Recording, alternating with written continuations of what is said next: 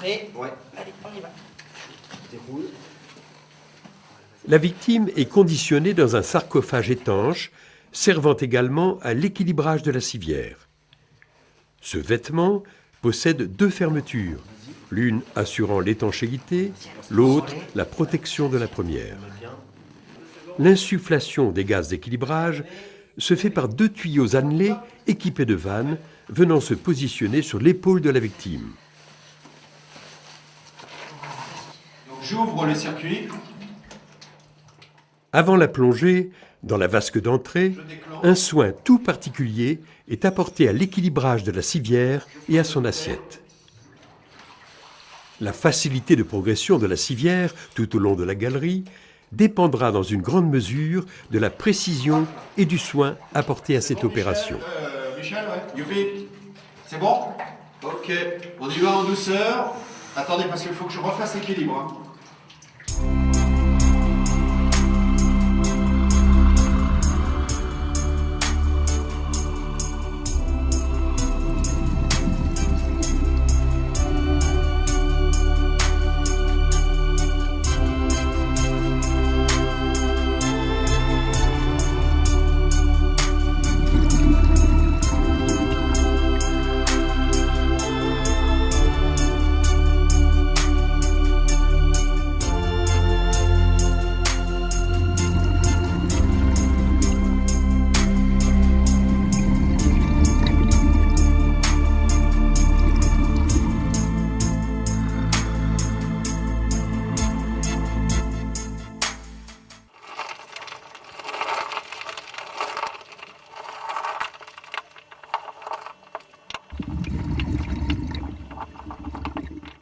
En fonctionnement normal et pour de courts siphons, la victime est alimentée par deux blocs à double robinetterie reliés par une lyre de transfert.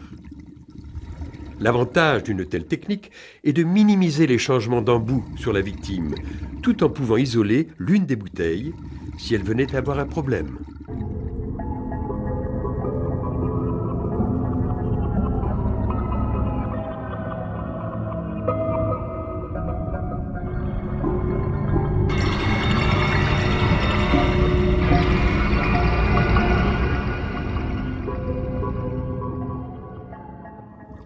Si deux plongeurs sont suffisants pour déplacer la civière, la procédure du Spéléo Secours Français en préconise 4. Un chef d'équipe coordonne et gère l'ensemble de la manœuvre. 2 plongeurs se consacrent à la propulsion. Un 4e s'occupe de la gestion du fil d'Ariane.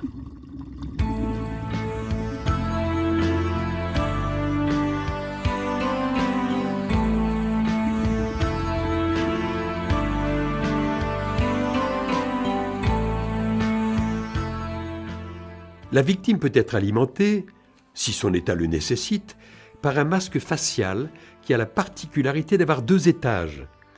En fonctionnement normal, un seul délivre des gaz, mais en cas d'incident, le détendeur de secours prend le relais. De plus, nous avons la possibilité depuis le boîtier de gestion des gaz d'isoler l'un ou l'autre des détendeurs.